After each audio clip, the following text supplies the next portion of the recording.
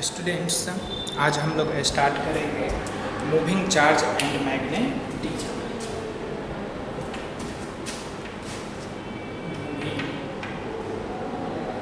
Charge and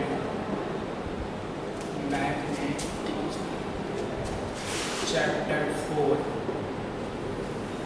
इस chapter 4 में magnetic field के विषय में इंट्रोडक्शन हम लोग 10th में पढ़ चुके हैं और कुछ इंट्रोडक्शन आपको जो है 2-3 टॉपिक के बाद हम लोग को पढ़ना है। यहाँ पर हम लोग को सबसे पहले यह पढ़ना है कि चाहे वो मैग्नेटिक फील्ड किसी करंट कैरिंग कंडक्टर के कारण इस्टेब्लिश हो या वो मैग्नेटिक फील्ड परमानेंट मैग्नेट के कारण इस्टेब्लिश हो, किसी भी प्रकार से जो मैग्नेटिक फील्ड स्पेस में प्रेजेंट है, उस मैग्नेटिक फील्ड में जब हम लोग किसी चार्ज पार्टिकल को मोशन प्रोवाइड करेंगे तब वह चार्ज पार्टिकल पर क्या इफेक्ट होगा, उसके मोशन का स्टडी हम लोग को करना है इस टॉपिक में, जिसका फर्स्ट टॉपिक जो है नाम हमारा हो जाएगा फर्स्ट टॉपिक का force acting on moving charge.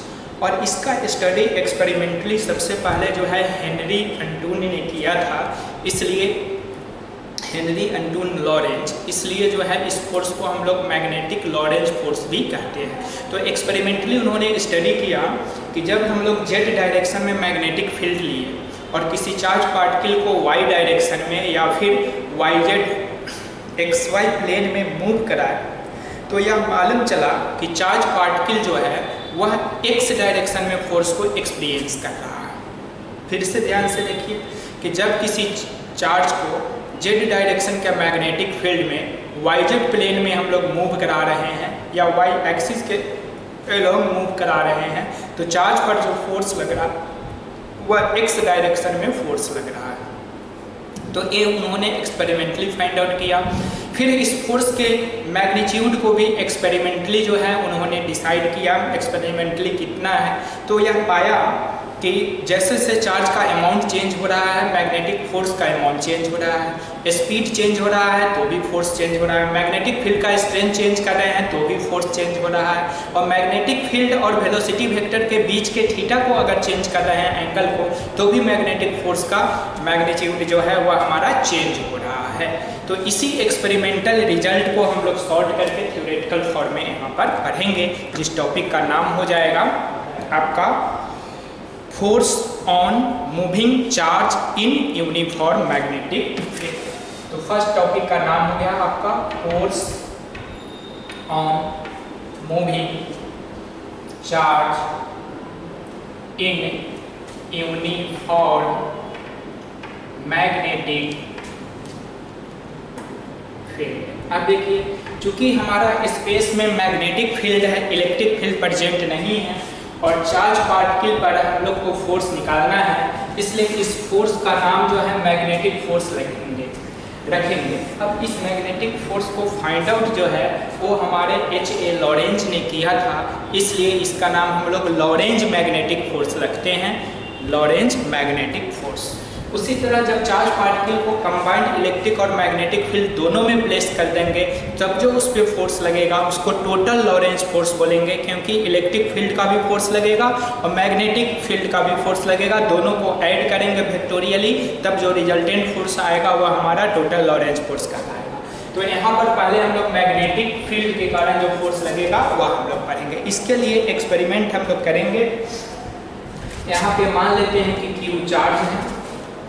अब इस Q चार्ज पर जो है B magnetic field Z direction में है, तो 3 डायमेंशनली आपको इमेजिन करना है, ये जेड डायरेक्शन हो गया और इधर मैग्नेटिक फील्ड हो गया B। यहाँ पे 4 रंग का कलर आपको इस चैप्टर में यूज करना पड़ेगा ताकि बेटर अंडरस्टैंडिंग आपको हो सके। दूसरा, यहाँ पर जो हम लोग इस Q चार्ज को जो फोर्स या Y डायरेक्शन ले लेते हैं और या हम लोग का X डायरेक्शन ले लेते हैं। X डायरेक्शन के लिए कोई दूसरा कलर हम लोग यहाँ यूज कर रहे हैं, ये देखिए ग्रीन कलर यूज कर रहे हैं एक्स डायरेक्शन में।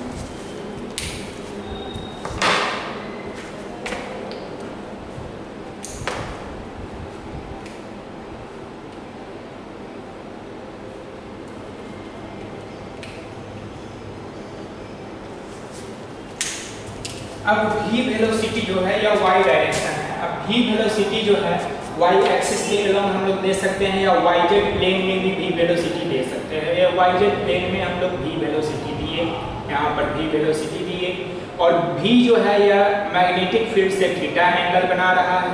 तो इस v का एक कंपोनेंट जो है यह हमारा y डायरेक्शन में हो जाएगा v साइन थीटा, और x डायरेक्शन में जो कंपोनेंट हो जाएगा यह हमारा हो जाएगा v cos थीटा। तो यह पाया गया कि यह Q चार्ज जो है मैग्नेटिक फोर्स जो एक्सपीरियंस किया वह फोर्स हमारा x डायरेक्शन में एक्सपीरियंस किया, इसको हम लोग FM बोलेंगे, magnetic force in x direction. और यह जो फोर्स है वह मैग्नेटिक फील्ड पर भी परपेंडिकुलर है, तो यहाँ 90 डिग्री बना देंगे, और यह फोर्स जो है वेलोसिटी v पर भी परपेंडिकुलर है, इसलिए 90 डिग्री हम लोग बना देंगे, ठीक है। और मैग्नीट्यूड जब देखा गया इस फोर्स का तो v साइन थीटा के डायरेक्टली प्रोपोर्शनल आ गया, इसको भी हम लोग यहाँ पर लिखेंगे। तो लिखेंगे यहाँ पर कि a charge q is placed in motion in YZ plane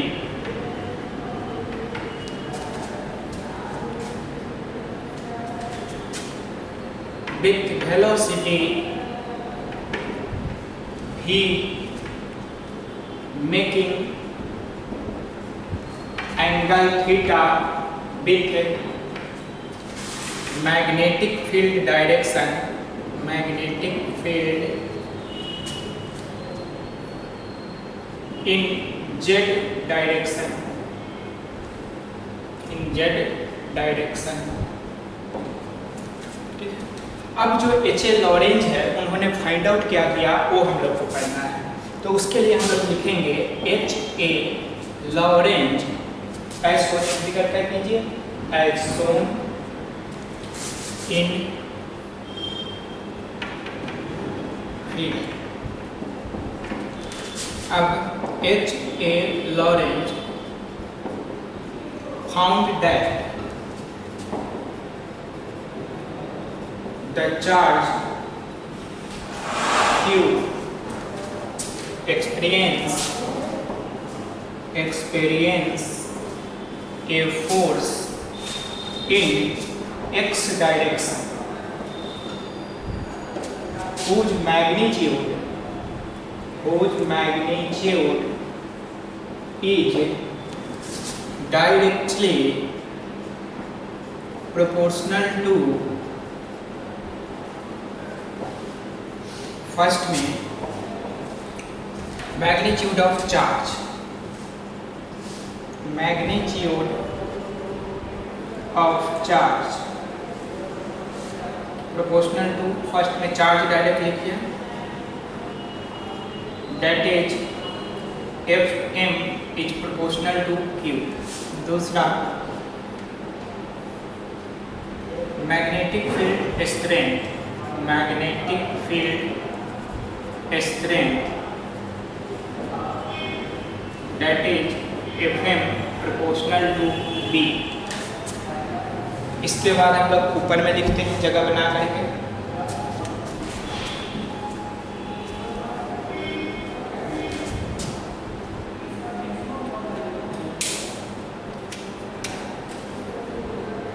तीसरा component of velocity perpendicular to magnetic field, that is FM proportional to V sin theta। Combining all we get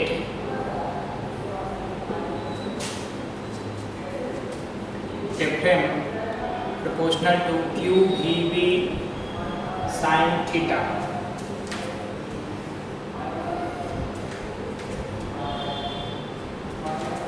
तो FM is equal to KQVB sin theta, यह formula आ गया। अब इस formula में K जो है proportionality constant है, इस प्रोपोर्शनलिटी कांस्टेंट को हम लोग जो है चेंज करें।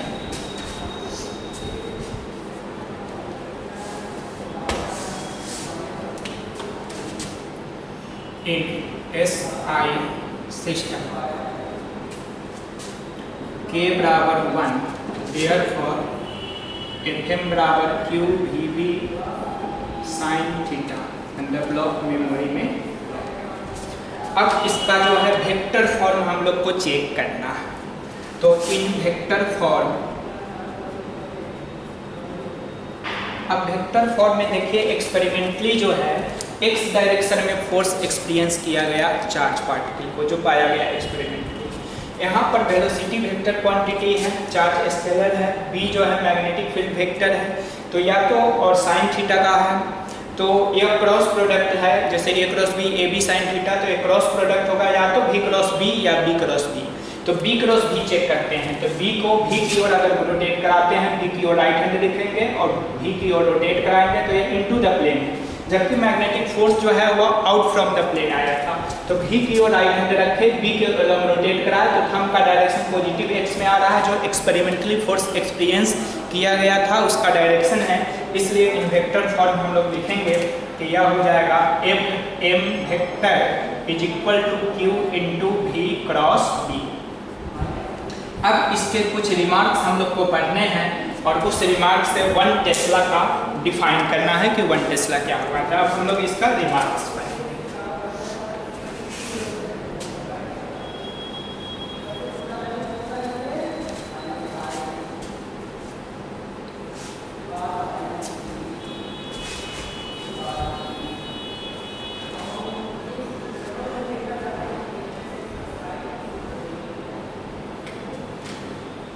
तो first remark,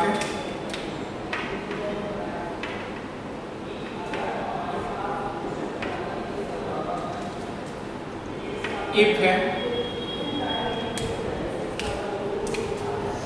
Q is equal to 0, F M is equal to 0, यानी चार्ज अगर नहीं है तो मैग्नेटिक फोर्स एक्सपीरियंस नहीं करेगा।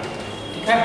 सेकेंड रिमार्क हम लोग करते हैं कि if V is equal to 0, F M जो है 0 हो जाएगा। यहाँ से मैग्नीट्यूड आप चेक कर लीजिए, एफ एम बराबर Q V B sine theta से V अगर 0 है तो एफ एम 0 हो जाएगा। इसका मतलब है कि rest charge does not experience a magnetic force.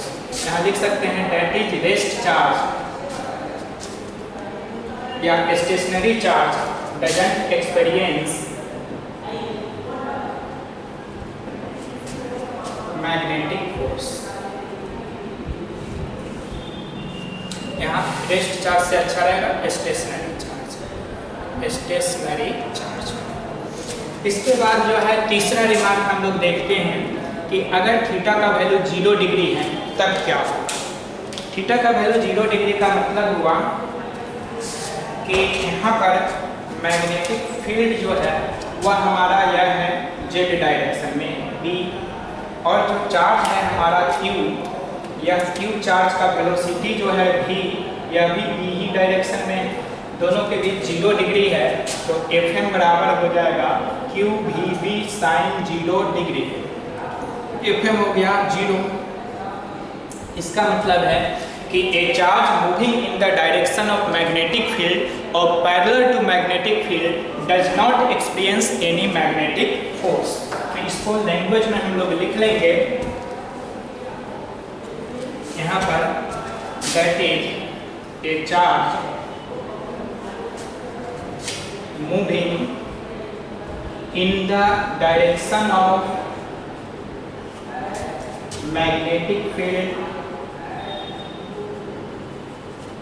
in the direction of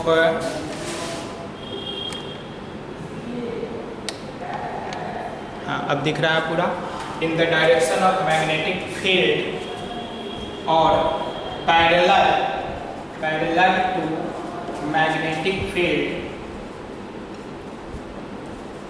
doesn't experience magnetic force। चौथा रिमार्क हम लोग देखते हैं, जब थीटा का वैल्यू 180 डिग्री होता है तब क्या है।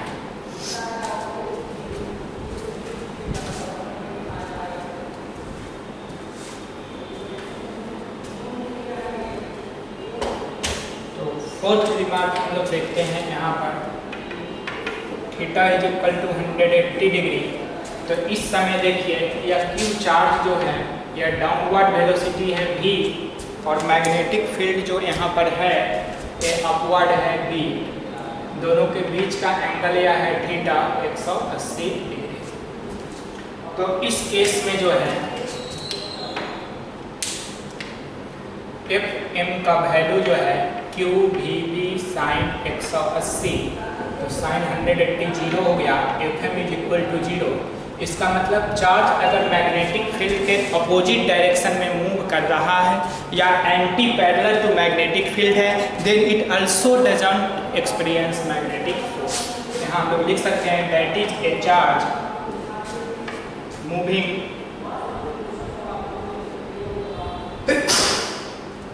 in a direction opposite to magnetic field or anti-parallel to magnetic field doesn't experience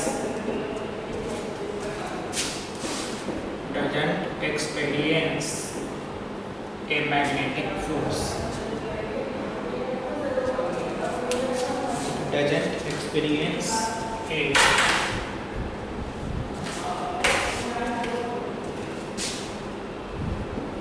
magnetic force।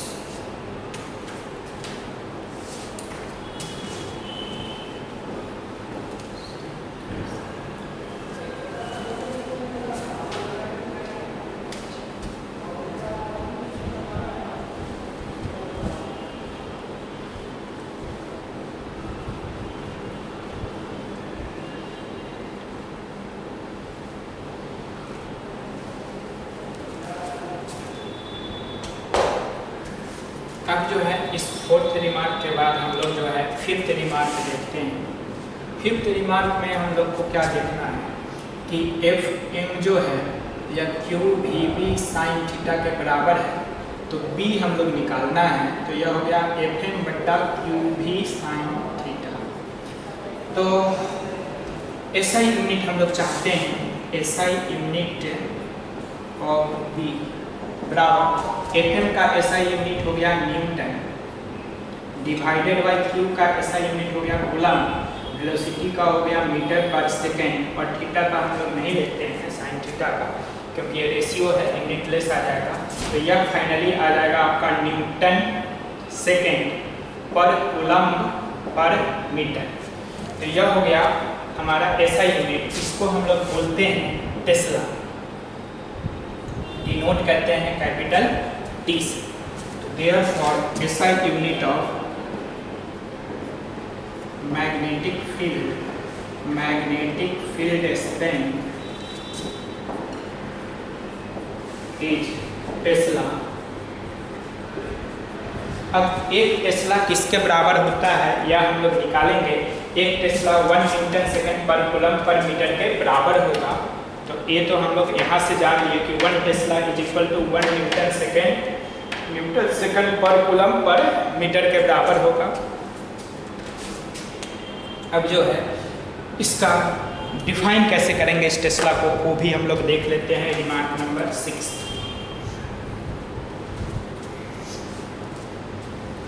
एक रिमार्क और हम लोग देखते हैं 6 में टेस्ला डिफाइन करने के पहले थीटा का वैल्यू अगर 90 डिग्री होगा तो उस समय क्या होगा। तो रिमार्क नंबर जो है 6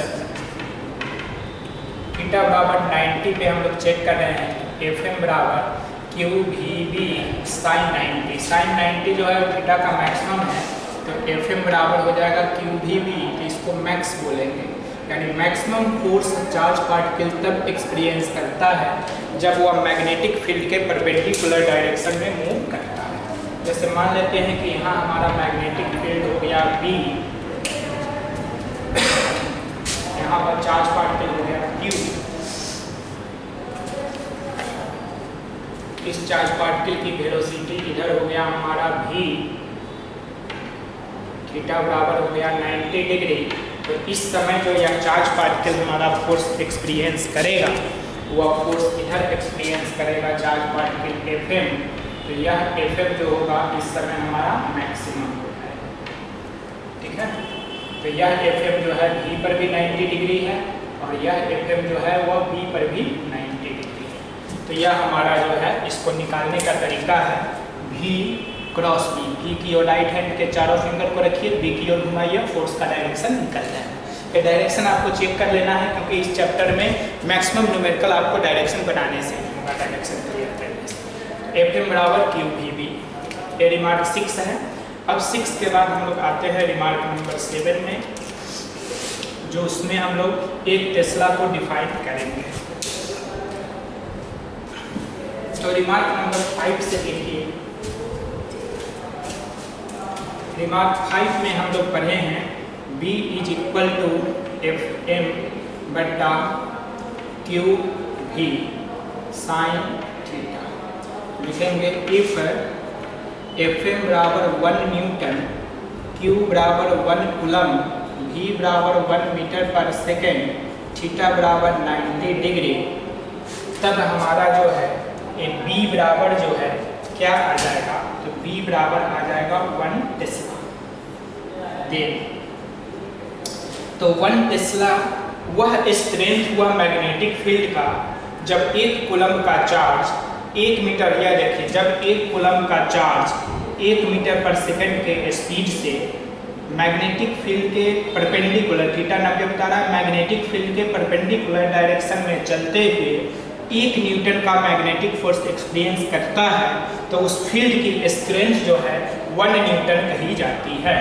फिर से देखिए इसका मीनिंग बता रहे हैं कि when a charge of 1 coulomb moving at a speed of 1 meter per second in perpendicular magnetic field या perpendicular to magnetic field experiences a force of 1 Newton, then field strength is said to be 1 Tesla। यानी 1 Tesla is that strength of magnetic field in which a charge of 1 coulomb moving at a speed of 1 meter per second perpendicular to magnetic field experiences a force of 1 Newton। तो हम लोग लिख देंगे इसी बात को language में, यहाँ पर 10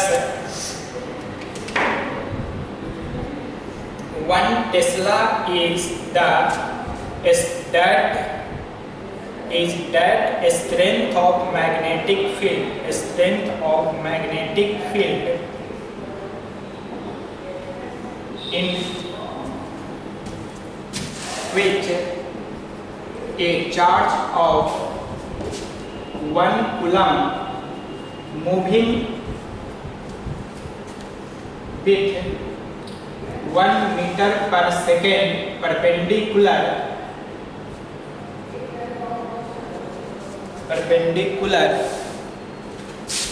to magnetic field direction